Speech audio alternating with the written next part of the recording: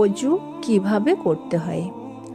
পরিষ্কার পাত্রে পবিত্র পানি নিয়ে পরিষ্কার পরিচ্ছন্ন স্থানে বসবে। কিবলার দিকে মুখ ফিরিয়ে বসলে ভালো। যদি কিবলার দিকে মুখ ফিরিয়ে বসা সম্ভব না হয় তাহলে এতে কোনো ক্ষতি নেই। হাতা কনুইয়ের ওপর উঠিয়ে নেবে, অতঃপর বিসমিল্লাহ পড়ে উভয় হাত প্রথমে কবজি পর্যন্ত ধৌত করিবে, তারপর 3 বার কুল্লি করবে। মিসওয়াক করবে।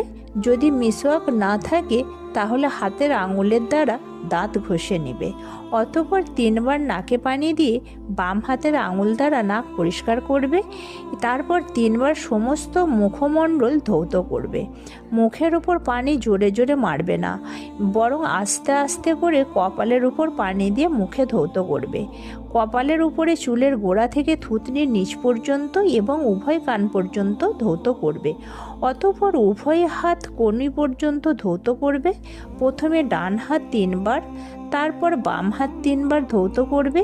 অতঃপর পানি দ্বারা হাত ভিজিয়ে মাথা মাসে করবে। এরপর উভয় কান মাসেও করবে এবং আঙুলের পিঠ দিয়ে গর্দান মাসেও করবে। এগুলো শুধু একবার করে করতে হবে।